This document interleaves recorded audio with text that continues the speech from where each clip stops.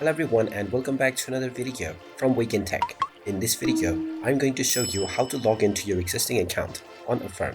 So let's get started right away. First of all, open up your web browser and then in the address bar type in affirm.com and press enter. You will now be taken into the official Affirm website. Now click on the login button at the top right corner and you will be taken into the login portal. Just type in your phone number within the mobile number section and then click on the continue button and you will be asked to enter the verification code that has been sent to your phone. Just check your SMS and enter the code that you see within and you will be logged into your account right away. You can also click on login with passkey and you will be able to use your Windows or your device passkey in order to log in to your Affirm account. Proceed with either one of these methods and you will be logged into your account right away. And there you have it. That is how easy it is to log into your existing account on affirm.com. If you find this video helpful, make sure you hit that like button and subscribe to our channel if you haven't done so already.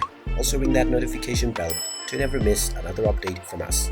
Thank you for watching and I will see you again in the next video.